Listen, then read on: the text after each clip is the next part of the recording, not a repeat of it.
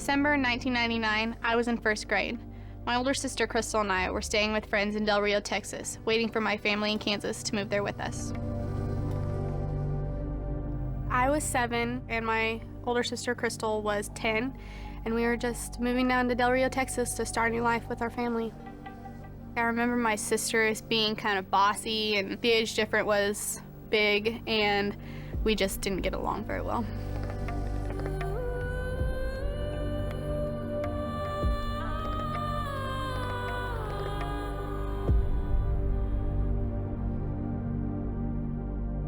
We stayed at the Harris family's house, and they had a big family. The oldest son, Sean, then Justin, Lori, and Katie. And they lived kind of out in the desert, like there wasn't a lot of people close to them.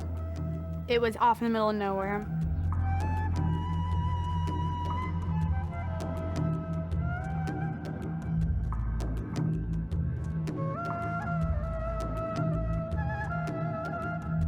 I was sleeping directly across the hallway from the room Krystal and Katie were sleeping in. I was gonna sleep on the floor next to the bed, but they didn't want me in there, and I was made to leave. When I couldn't sleep in the room, I was so mad. And I remember I just laid in bed for like 2 hours, just fuming. I was just so mad. I wanted to be in that room.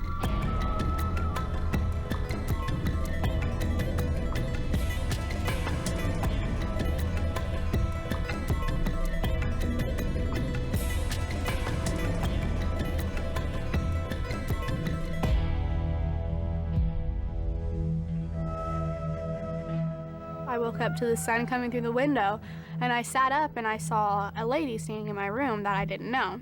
And she just handed me a pair of shorts and a purple tank top and said, "Put this on, we gotta go." Directly, maybe 5 steps away from my door, was just a stream of blood. It looked like somebody was stumbling, was holding on to things. There was blood on the wall, and it was everywhere. And then there was more outside. I just remember seeing it all the way down the front steps and just off into the street.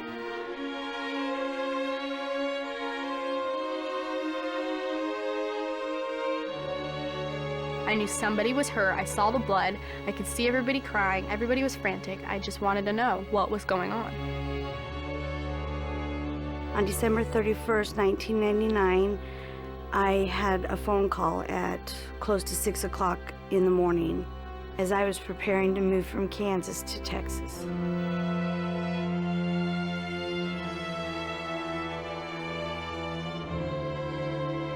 It was a Valverde emergency room asking me for my permission to lifeline Krystal. She had been attacked. And I said, absolutely, lifeline, or where? And they said San Antonio.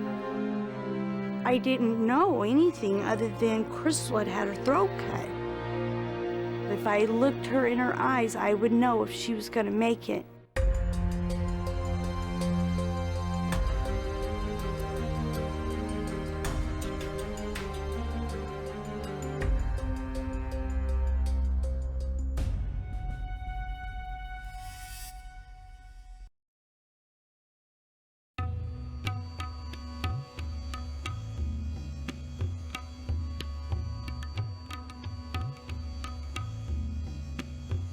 I first received the phone call regarding this attack and homicide at 5:30 a.m. on December 31st.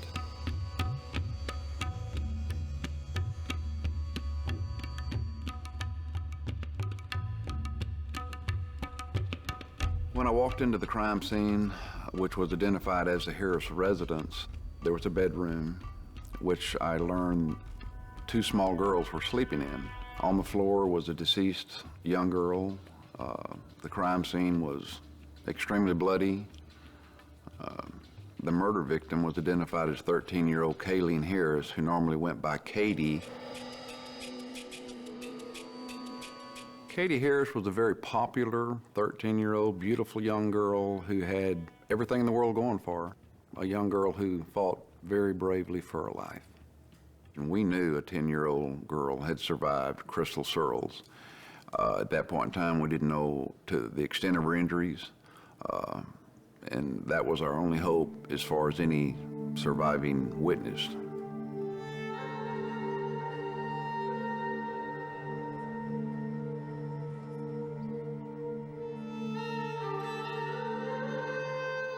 When I got in her room, I saw this little girl with all of these tubes, and one of the machines was breathing for her. She looked like this baby in this humongous bed. And I looked her in her eyes and I said, "Are you okay, Angel? Mommy's here." I knew that a guy had slit her windpipe completely and nicked her vocal cords. And then she kept asking me, "Is Katie okay? Is Katie okay?" And I couldn't tell her. I couldn't tell her anything. It hurt and all, but I think just that Katie, she helped me through everything. Her soul came up and stayed with me. As soon as I woke up from surgery, I was ready to talk.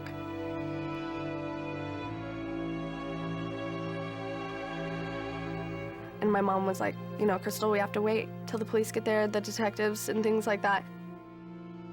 When we initially walked into the room, we told Krystal who we were, and at that point in time, I assured Krystal that we are going to arrest the person or persons who did this to her. And at that point in time, I was hoping I could back that up.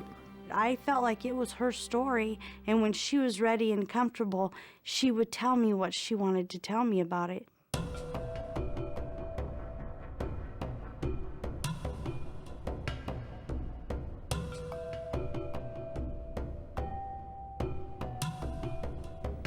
We went to bed kind of late, but I remember I woke up to a scream.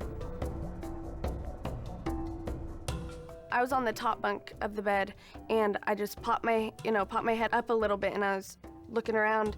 I never sat up fully or anything, but the light was on so I could see. I could see at the end of the bed this scary guy. He had scruffy hair, long, dark, curly hair, and a big, scary, long, bushy beard that, just took over his whole face, and then his eyes were just dark and mean. But then I saw that Katie had blood on her and that he had a knife in his hand. He had a knife across her throat and his hand on her mouth, and he just cut her throat. She fell to the ground. He still didn't notice I was in the room, and he was getting ready to leave. He opened the door, almost had the light off, looked one last time, and he saw me looking at him. I was trying to scoot to the right side of the bed because he was on the left. He just reached over and cut my throat like this. And then I just remember laying there and the light turning off, and I heard the door shut. I was laying there thinking, has he been to the other rooms? Does he know that the whole family's here?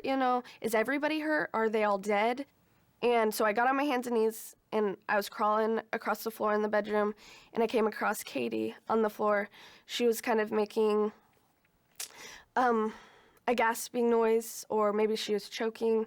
But then I was trying to comfort her. I laid next to her, rubbing her back, and that's when I realized I couldn't talk, because all I wanted to say was, everything's gonna be okay, everything's gonna be okay, but I couldn't. And then, as soon as she stopped making those noises, I had this feeling, get out of here, get up, come on, go, don't lay here, go.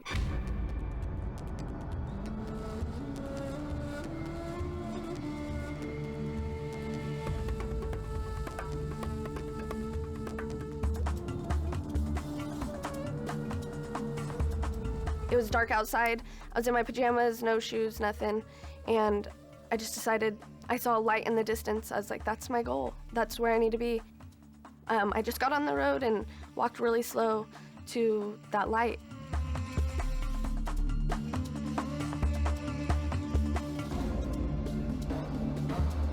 Really, all I could think about was, just get to this house, just get to this house, just get to this house. And I just banged on their door, and I hear a gentleman, he's like, who's there, I can't talk, so I'm just banging as hard as I can on the door, and then he opens the door. I have a little girl just rang my doorbell. She's covered in blood.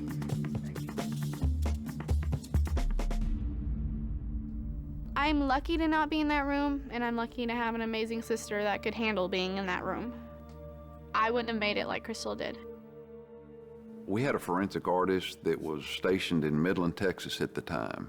She was contacted and brought to University Hospital. I couldn't get the picture out of my head. And it amazes me how good that they sketched it compared to how we really looked at the time, because it was so perfect. We entered Krystal's room, woke her up, and I explained to Krystal, I told Krystal, we have a photo lineup, and if you see the man that was in that residence that did this to y'all, please put your finger on him. You could see her eyes moving from one individual photograph to the next, and then you could see that she came back and focused in on one photograph. And I was standing beside her when she did this, and Krystal took her right index finger and put it on the photograph of Tommy Lynn Sells.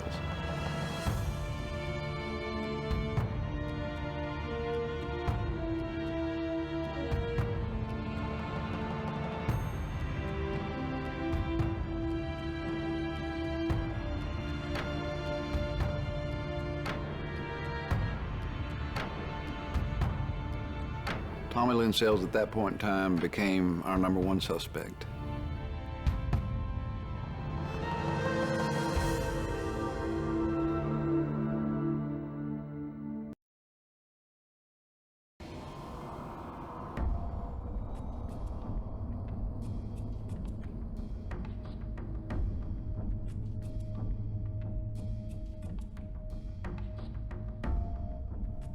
Once we received a positive identification from Krystal, we turned around and headed back toward Del Rio, which is a 2.5-hour drive from San Antonio. The Val Verde County Sheriff's Office had handled Tommy Lynn Sells before on some accusations that were made there in Del Rio against him.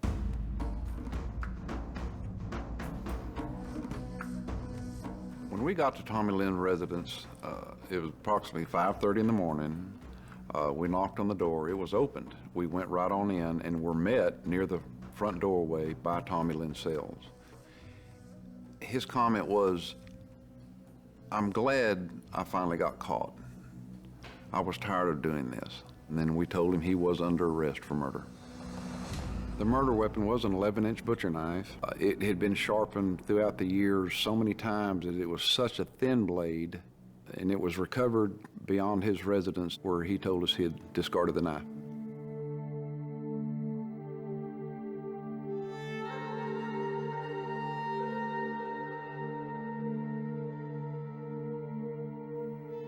I remember the phone ringing in the room and me answering it and them telling me that they had caught Tommy Lynn Sells. And I remember turning to Krystal and telling her, and she was like, yeah. But at that point, it wasn't about him, it was about Krystal.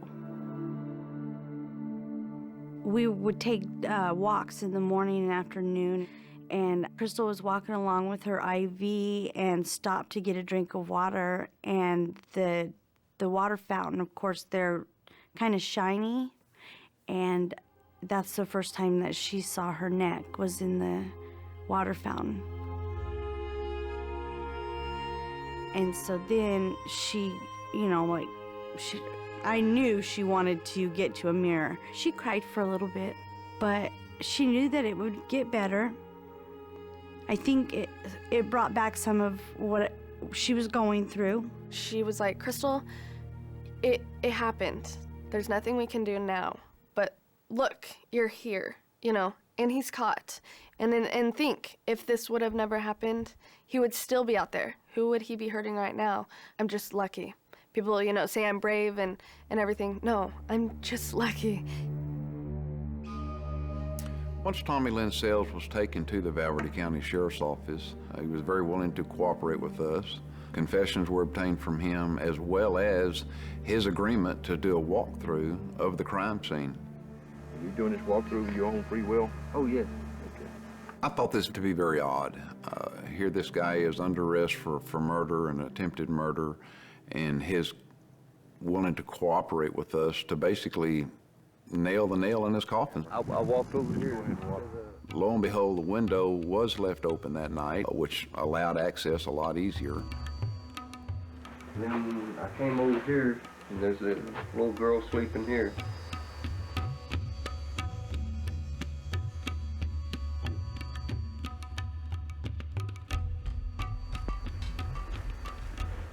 And I stood here for a minute, and then I looked in here, and there's two girls sleeping in here. He explained where the girls were lying. He explained he walked over to the bottom bunk where Katie was lying. I cut her bra, and I cut the side of her, whatever she was wearing. I stabbed her here, and then she like jumped back, and then I, you know, and I walked over here, and I went like this.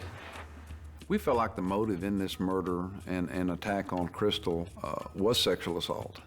We did find out that Sells was associated and friends with the Harris family. And we feel like he specifically targeted Katie. It's frightening that Sells had also made a comment that he actually thought about killing the 6 people that were in the trailer. One of the things that the Rangers offered for me to kind of get a better idea of what Krystal had gone through to hopefully help her more in the recovery is to get to go through the crime scene and see with my own eyes what actually had happened. When I saw the crime scene, I literally felt like my legs were gonna fall out from underneath me. The blood. There was so much blood everywhere. And it was all Krystal's except for that one area where Katie was, where she laid and died.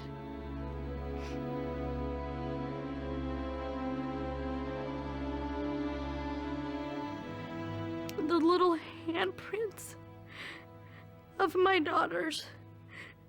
I just can't even describe the helpless feeling that I felt. But I needed to go through that, so I knew her every step, so that I could better be there for her in the long run.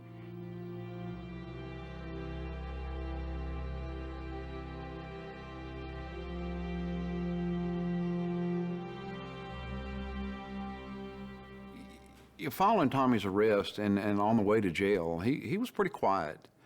And what kind of took us back more than anything was his comment, I guess you want to know about the other murders.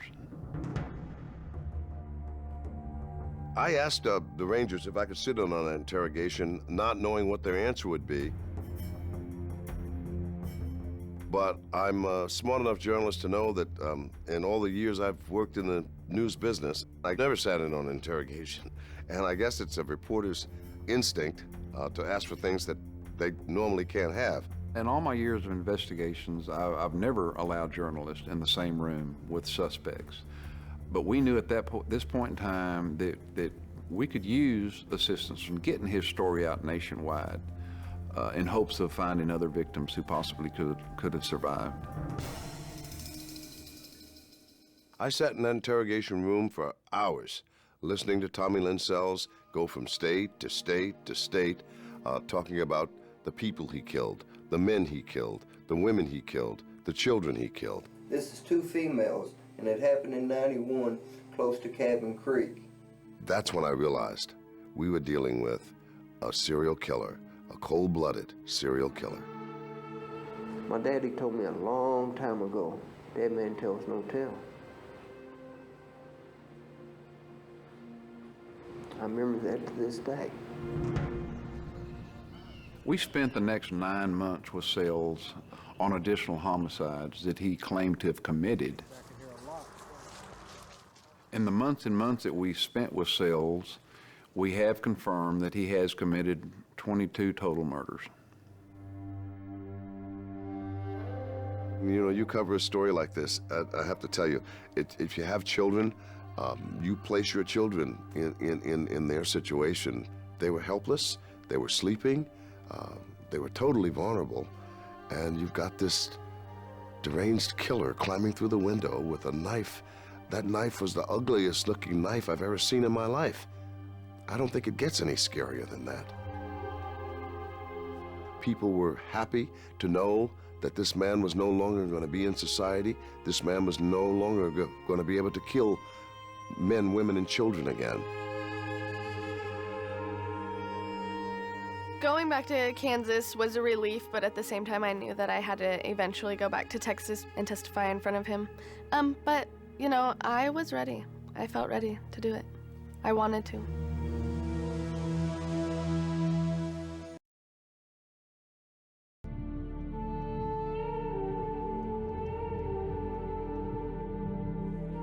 The trial took place 9 months after the murder, and the headline here was that 11-year-old Krystal Searles was going to be the key witness, the star witness for the prosecution. We knew that it was going to be explosive. We knew that it was going to be emotional, particularly for Krystal Searles, because she had never seen Tommy Lynn Sells since the night that he came to that house and slashed her throat, and she didn't know how she was going to react.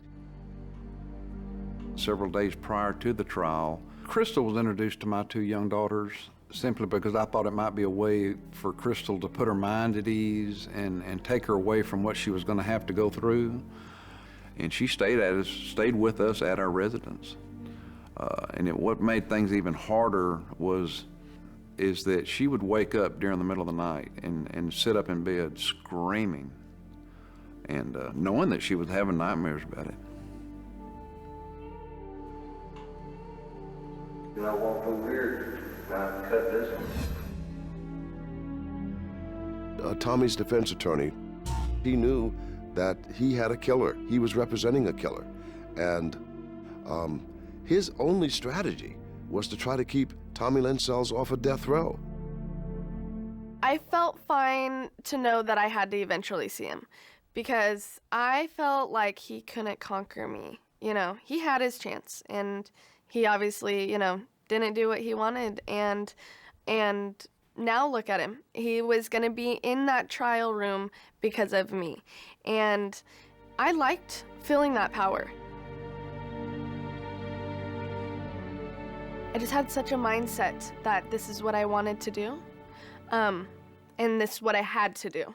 I put my thoughts towards Katie, like, this is for Katie. She deserves this. The day I had to testify, I woke up, I can do this, I can do this. I said, Mom, don't cry. Please don't cry. If I see you in the crowd bawling, you're gonna distract me. You know, you're gonna make me upset. Please don't. And then when they called me down, I was like, I'm ready, I'm ready. They, said, do you want to walk by him? You could either walk by him or just walk through this door and get on the stand. And I said, I want to walk by him. I'm not scared of him.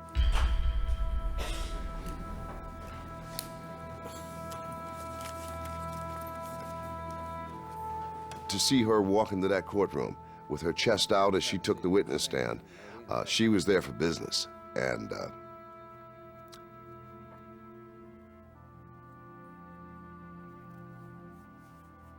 she did it. Because his hand was over her mouth. Whose hand was over her mouth? His hand. But when I got up there and then had to talk, that's when my nerves came. I had to point him out and look at him and say, that guy. The man with the blue jacket and the glasses? Yes. That's whenever I realized that guy is right there. Now, Krystal, if you need for me to stop at some point in time, I'll stop. I tried not to focus any attention on him, though, after I just had to point him out. He was making me nervous. He was shaking his leg and wouldn't even look up at me or anything. What was the defendant doing and what was Katie doing? Katie was... okay. He was...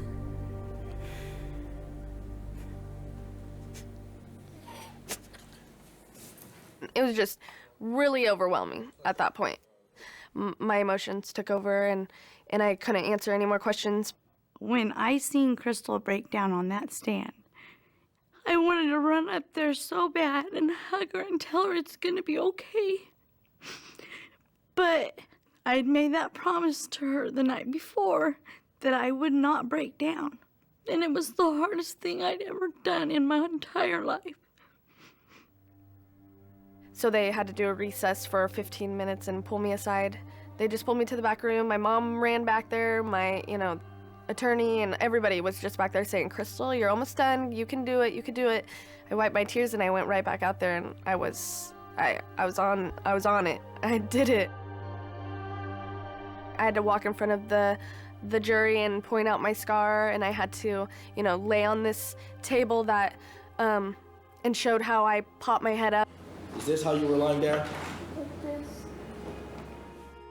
Out of this whole experience with cells, that was probably the most difficult to sit there and have to listen to,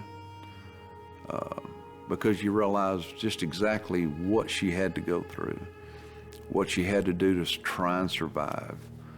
Can you tell us why you had your hands up close to your neck? Because I saw what he did to Katie, and I was scared he was going to do it to me. I think Garcia, the defense attorney, was taken with Krystal Searles after Krystal testified. He was smart enough not to try to cross-examine her in a vigorous fashion. You're a brave young woman. Thank you. No more questions. For him to just say, "I don't have any questions for you," I was like, really? Okay, really? You don't want to ask anything? Even his attorney just made me feel good about the whole situation. Like, even though he had to be there to defend him, that he was still on my side. As soon as I stepped off the stand, I felt so good and relieved, very relieved. Just pressure off my shoulders. I got through this. I'm fine, and we're going to find out what's going to happen to him soon. The jurors went out to deliberate.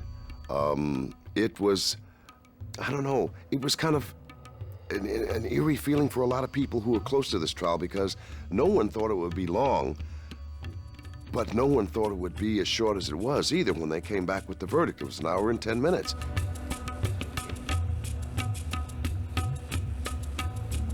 They came back. The jury walked into that courtroom and announced to the court that they had found Tommy Lynn Sells guilty. There was silence in the courtroom, and then there was relief. When the verdict came in, after the verdict came in, the only question was whether Tommy Lynn Sells would receive life in prison or whether Tommy Lynn Sells would be put to death. We didn't know it at the time, and even up to and even after the trial, we didn't know that Krystal was keeping a lot inside. She had a secret, and we wouldn't find out until much later what it was.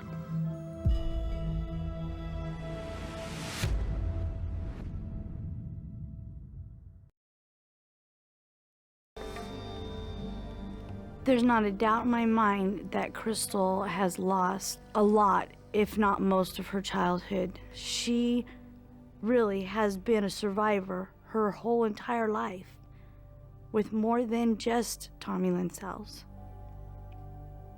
I don't think that this tragedy would have turned out the way it did unless she was brought up the way she was.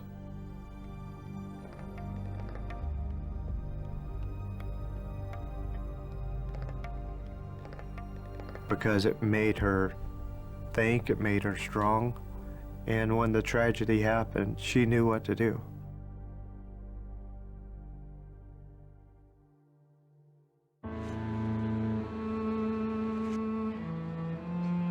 Before it all really happened, Pam and I, we started using drugs. Before we knew it, we were on a huge roller coaster ride. The drugs just kind of took over. We were getting in little bits of trouble here and there with the law. We were really fighting really bad. I wanted a family. I wanted a normal life. I didn't want the drugs and everything that comes with that lifestyle. So I filed for divorce. She just up and moved away. She got cleaned up. In the meantime, I had the girls. Some tough times there. Krystal was amazing. From age 6, 7, she was the mom. She took care of everybody. My dad would sleep for days at times, and I had to take care of my little sisters. Me being in 2nd grade, they're younger than me, they were babies. Changing my sisters' diapers or feeding them, getting them to bed, and getting myself up for school in the morning.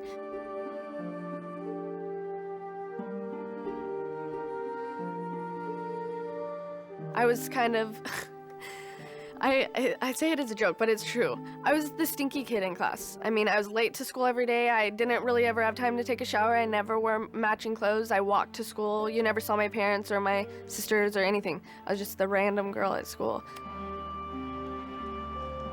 Way before the attack, I just remember Krystal taking care of me. She was there always. She was the backbone in our family for a really long time. She was the strong one, and she was little. Krystal took on the mother, the father, the everything role. She did everything for our family.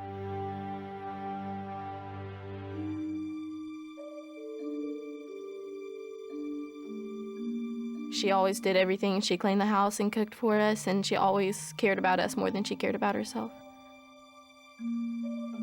When she got clean, my mom decided to take us girls with her, and she came and picked us up from my dad. And at that point, my dad was still choosing to do the things that he was doing before.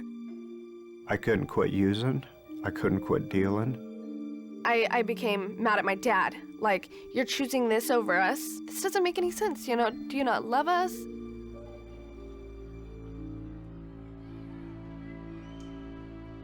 I remember for a couple of weeks just listening to the other kids outside that they played with.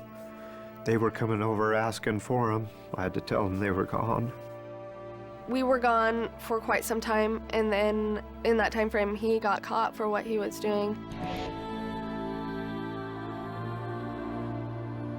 When my dad went to prison, she was mad at him for a really long time, and she stopped taking his calls. And she was just angry because she felt, why can't you be here, Dad? Why can't you help me? And he couldn't, and it made her mad. Whenever, the attack happened, and I knew that my dad couldn't come, it devastated me. I wanted him to be there, just like my mom was, but I knew that he couldn't be. Eventually, as years went on, people were curious, like, oh yeah, where was your dad? Stepping back out of the situation, and then it's kind of like, well, he wasn't there.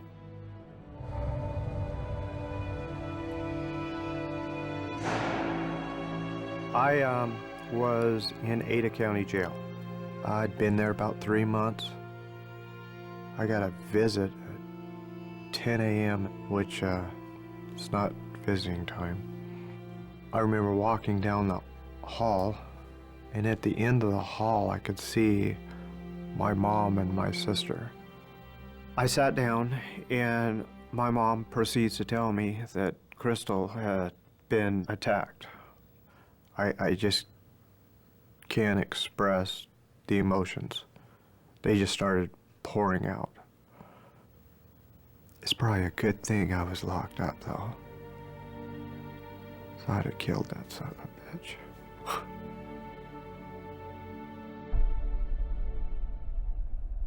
Tommy Lynn Sells was convicted of capital murder. And then the state went into phase 2 of this capital murder trial. Well, we're shooting for the death penalty, that's what we want for him to get. And then we're like, is that really what we want? We're not the type of people to ever wish death upon anybody. The judge gave the case to the jury. The jury went out and deliberated, and within a few hours, they came back in, and they decided to give Tommy Lynn Sells the death penalty. He has done his fair share where he deserves it, but it took me a long time to realize that. I've never been the type of person to feel good about something so bad, It was weird. It was very awkward. Certainly the jury wasn't aware of the gruesome details and all the other homicides that Sells has committed. And it's almost as if you feel like when he received that death penalty, he's getting that death penalty for all the other homicides he's committed. I thought he received exactly what he deserved. I mean, Sells is an animal inside a human body. It was time for us to get back to everything as normal as possible. We had lost that, but that's what we were fighting to get back.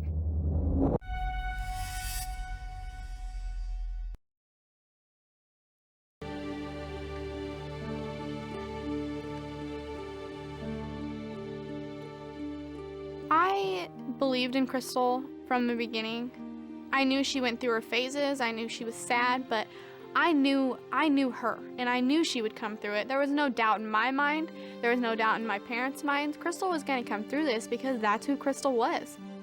My mom and my two younger sisters and me all slept in the same bed, probably for like 2 years, and I slept not very good. They would be sleeping and it would be like 5 in the morning and I'm still awake just with my eyes open. I'm not necessarily scared, but I'm thinking, if somebody comes in this window, I'm gonna go out this window. If somebody comes in this door, I'm gonna go out this way. I just had like a game plan. And another weird thing was that whenever my family was sleeping, I would feel them, just to make sure that they were alive, just breathing.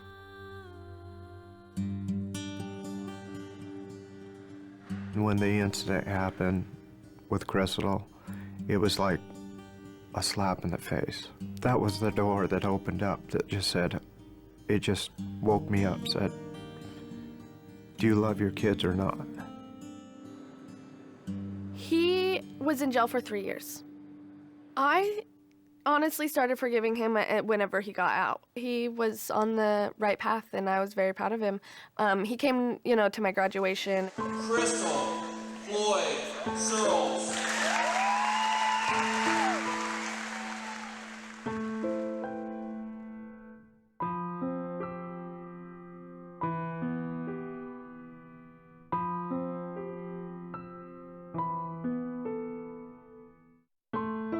Our relationship today is kind of a struggle. She's 20 now. I feel like she's still a kid. And since I was locked up for a while, I haven't been there as to be a dad. So now I think I'm overdoing it. I need to back off a little bit. But we're doing better. Every day we do better. He's making up for it. He is. Slowly but surely, everything's coming together. And I'm just lucky that I have this second opportunity, or we both do, to, become father and daughter again. She's proud of herself, but she just finds it hard to be happy about what she's done when Katie's dead. I mean, no matter if she puts this man away, no matter if he's put to death, no matter what anything, Katie's still dead. And Krystal has done everything she can, but she can't change that. Of course I think about Katie. I think about, if she was here, would we still be friends? What would she be doing? Maybe what would we be doing? But in the same sense, I try not to think about it too much. It would make things too hard. I think about this case basically 10 years after the fact, simply because I drive by this crime scene almost daily. Have to pass by it going to my ranch. And there's not one time probably that I don't look over there and look at that window that Sells climbed through.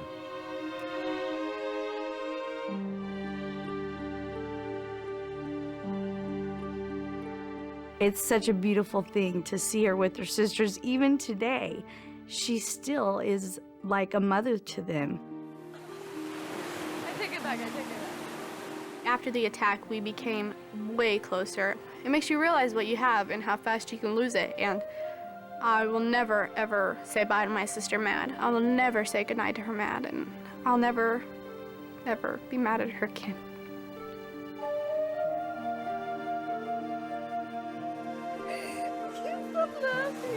I don't ever think about Tommy Lynn Sells. I don't ever give him the time of day. He's dead to me.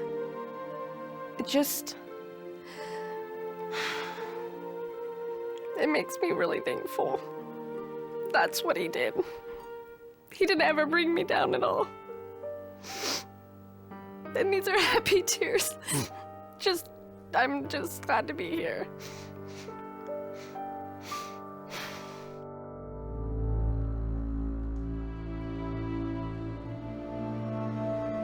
Once you cover a story like this, it becomes a part of you. The people become a part of you. Virtually everybody says you're a hero. Yeah. Yeah. What do you think about that? I don't know. I don't think I'm a hero exactly. I think I'm just really, really lucky. I've never met a youngster that brave before in my life. I know a lot of adults who wouldn't be able to deal with that.